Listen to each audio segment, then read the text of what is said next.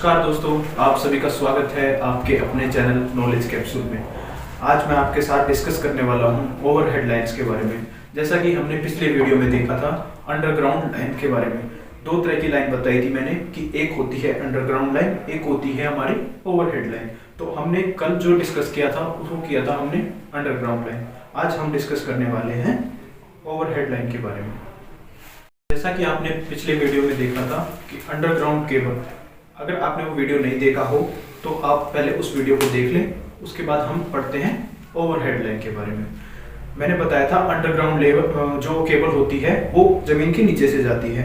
और जैसे कि ओवरहेड लाइन के बारे में हमने देखा कि ओवरहेड लाइन हमारे हेड से ऊपर की तरफ से जाती है। जो आपने सबने देखा होगा जो दो टावर के बीच में लगी होती है वो होती है ओवरहेड लाइन। उसकी जो कंस्ट्रक्शन होती है उसके बारे में देखते हैं। तो उसकी कंस्ट्रक्शन कुछ इस प्रकार की होती है। तो आइए हम देख लेते हैं कि इस प्रकार की कंस्ट्रक्शन आपने देखी है कि नहीं। चलो मैं आपको इससे अवगत करा देता हूँ।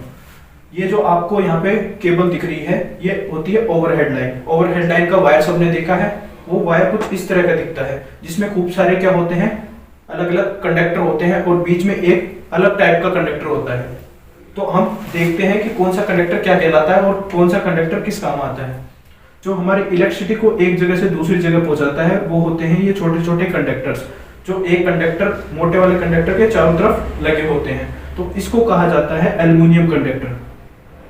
Aluminium conductor, aluminium conductor. और जो बीच में लगा होता है ये स्टील का सपोर्ट होता है। तो स्टील बीच में लगाया जाता है। तो इस कंडक्टर का नाम होता है हमारे ACSR। ACSR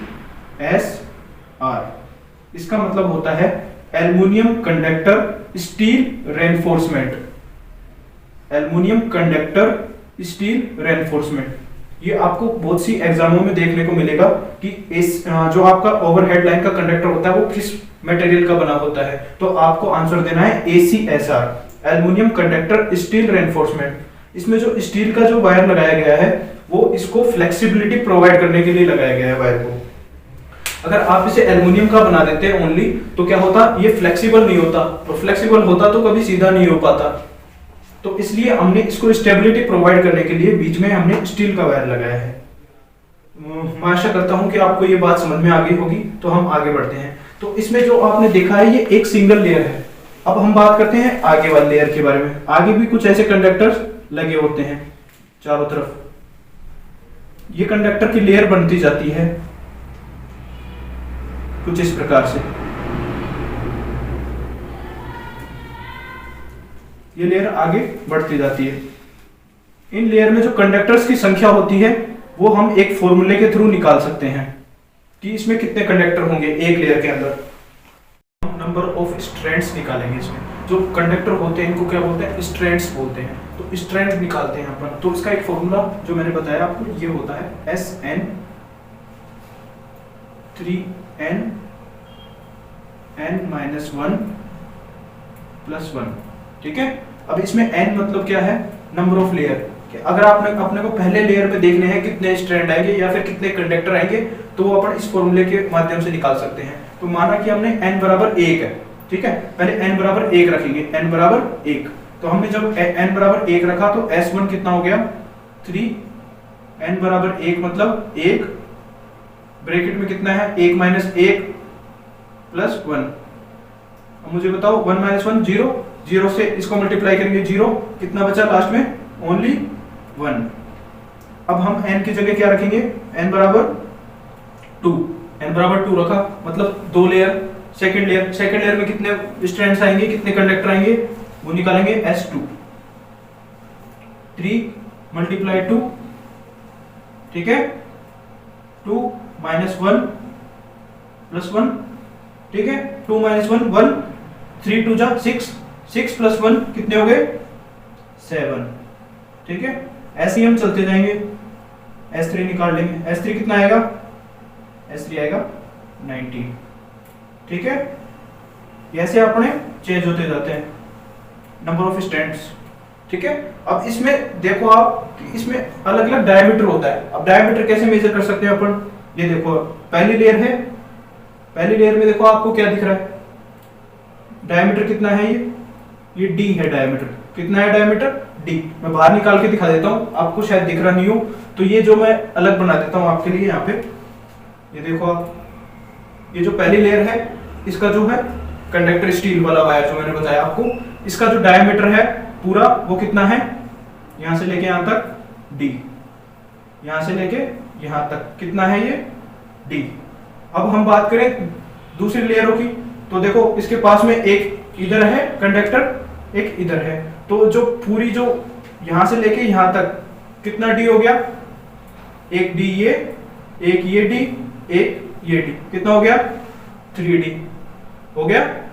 फर्स्ट में था, फर्स्ट लेयर में कितना था 1D, दूसरी लेयर में कितना हो गया 3D। आगे बात सुन में, ऐसे ही अपन चलते जाएंगे, आगे लेयर बढ़ाते जाएंगे, वैसे ही इनके डायमीटर अलग अलग चेंज होते जाएंगे। आगे बात सुन में, उसका एक फॉर्मूला होता है डायमीटर निकालने का, उसका फॉर्मूला होता है डायमीटर 2n - 1d। ठीक है, अब n की जगह अगर 1 रखोगे तो कितना हो जाएगा 2 - 1 मल्टीप्लाई d, तो पहली लेयर के लिए कितना हो जाएगा d1 डायमीटर d, यही आ रहा है।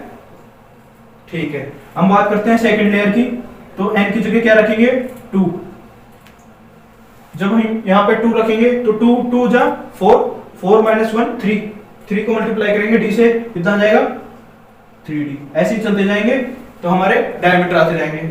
अगर इसका सॉल्यूशन चाहिए तो इसका याद करने का तरीका होता है, फर्स्ट लेयर में 1, दूसरे में 6 होता है। अब दूसरे में 6 बोलोगे, 6 कैसे होता है, दूसरे में 6 इसलिए होता है कि पहले में 1 हो गया, फिर 1 + 6 7। ठीक है, अब मैं आगे चलता जाता हूं 12।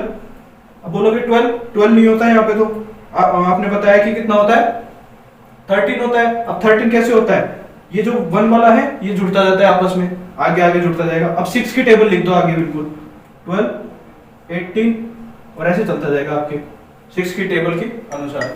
आगे बात सुन में, अब हम बात करते हैं अगले डायमीटर के बारे में। डायमीटर को याद करने का फॉर्मूला है ओड नंबर्स लिख दो अपने, ओड नंबर मतलब 1 3 5 7 9, 1d 3d 5d 7d, ऐसे चलते जाओ आगे, जितनी लेयर बढ़ाते जाओगे उतने हिसाब से डी लगाते जाना। ये हो गई हमारे ओवरहेड लाइन के कंडक्टर के बारे में। अब हम बात कर लेते हैं अंडरग्राउंड केबल और ओवरहेड लाइन के बीच में क्या क्या अंतर हो सकते हैं। तो फर्स्ट अपन बात करते हैं इनिशियल कॉस्ट, जो कॉस्ट जो होती है उसके बीच में कंपैरिजन कर लेते हैं ओवरहेड लाइन और अंडरग्राउंड लाइन के बारे में। तो जो कॉस्ट होती है वो अंडरग्राउंड लाइन में ज्यादा आती है और जो ओवरहेड लाइन में कॉस्ट कम होती है। अब सेकंड पॉइंट हम ले तो होती है पब्लिक सेफ्टी। पब्लिक सेफ्टी की बात की जाए तो पब्लिक सेफ्टी में आप बताओ कि ओवरहेड लाइन से ज्यादा सेफ है या फिर अंडरग्राउंड लाइन से? ऑब्वियस सी बात है कि अंडरग्राउंड लाइन से। क्यों? क्योंकि तार टूट जाता है तो ऊपर से नीचे गिर सकता है, लेकिन नीचे से कोई परेशानी है किसी को, पब्लिक को कोई परेशानी नहीं है। तो इस वजह से सिक्योरिटी किसमें ज्यादा है? अंडरग्राउंड लाइन में। हम बात करें नेक्स्ट फॉल्ट किसमें आते हैं सबसे ज्यादा? मुझे बताओ कि एक तार आपने लगा दिया नीचे, तो आंधी चलेगी, तूफान चलेंगे, तो अंडरग्राउंड लाइन को कुछ होगा? नहीं होगा। तो होगा किसे? ओवरहेड लाइन को। तो ओवरहेड लाइन में ज्यादातर फॉल्ट आते हैं। नेक्स्ट बात करें कि अपने क्या होती है फ्लेक्सिबिलिटी। तो फ्लेक्सिबिलिटी कौन ज्यादा होता है? फ्लेक्सिबिलिटी होती है हमारी, क्या बोलते हैं इसे, फ्लेक्सिबल तो ये होता है ओवरहेड लाइन। कैसे? क्योंकि देखो आपको जैसे कोई फॉल्ट आ गया तो उसको रिपेयर करना है अपने को, तो रिपेयर करने के लिए आप इसको रिपेयर आसानी से कर सकते हो ओवरहेड लाइन को। और अगर आपको अंडरग्राउंड में फॉल्ट आ गया, मान लो कभी बाय चांस अंडरग्राउंड में फॉल्ट आ गया, तो आपको लोकेशन पता नहीं रहेगी कि कहाँ फॉल्ट आया है। तो इस वजह से क्या इसकी जो फ्लेक्सिबिलिटी होती है या फिर रिपेयर होता है वो किसका अच्छा होता है? ओवरहेड लाइन का। अब नेक्स्ट बात कर लेते हैं हम वर्किंग वोल्टेज। जो ओवरहेड लाइन है उसकी वर्किंग वोल्टेज होती है 400 kV, लेकिन अंडरग्राउंड केबल की इसमें लो होती है, कितनी होती है? 66 kV। ठीक है। अपन बात करते हैं लाइटनिंग इफेक्ट। लाइटनिंग इफेक्ट मतलब बिजली गिरना। तो बिजली गिरेगी तो ओवरहेड लाइन पे पहले गिरेगी, तो ओवरहेड लाइन में ज्यादा नुकसान होने के चांसेस हैं, उस पे गिरने के चांसेस ज्यादा हैं, और अंडरग्राउंड लाइन पे कम चांस हैं। नेक्स्ट बात कर लेते हैं अपन किसकी? सप्लाई का इंटरप्ट। सप्लाई सबसे ज्यादा खराब किस में होती है? सप्लाई कैसे खराब हो सकती है? कंटिन्यू चल रही है आपकी सप्लाई, लेकिन सप्लाई खराब कब हो सकती है? कोई लाइट गिर जाए, फॉल्ट आ जाए, तो सबसे ज्यादा किस में होती है चीजें? ये होती है ओवरहेड लाइन में।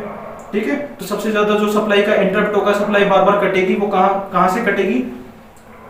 जो ओवरहेड लाइन से, क्योंकि अंडरग्राउंड लाइन तो क्या होती है? आपको कंटिन्यू प्रोवाइड करती है इलेक्ट्रिसिटी। ठीक है, अब हम बात कर लेते हैं कि जो इंटरफेरेंस आता है कम्युनिकेशन लाइन का, जो कम्युनिकेशन लाइन होती है उनके बीच में, कम्युनिकेशन लाइन के अंदर इंटरफेरेंस आता है, या फिर कोई भी जैसे सिग्नल का वायर जा रहा है, टेलीकम्युनिकेशन का वायर जा रहा है, वो आपकी ओवरहेड लाइन के बीच में आके और हिजिंग नॉइज प्रोवाइड करता है। आपने कभी टावर के नीचे बात की हो तो उसमें हिजिंग नॉइज आती है, तो वो किस कारण आती है? कम्युनिकेशन लाइन का और ओवरहेड लाइन का, दोनों का आपस में इंटरप्ट होना, इस वजह से। तो ये कहाँ हो सकती है? ओवरहेड लाइन पे, क्योंकि ओवरहेड लाइन से ही कम्युनिकेशन लाइन जा रही है और ओवरहेड लाइन से ही पावर लाइन जा रही है, अपनी इलेक्ट्रिसिटी जा रही है एक जगह से दूसरी जगह। आगे बात सुनने, अगर आपको ये वीडियो अच्छा लगा हो तो हमारे चैनल को सब्सक्राइब करें और इस वीडियो को ज्यादा से ज्यादा लाइक करें। धन्यवाद।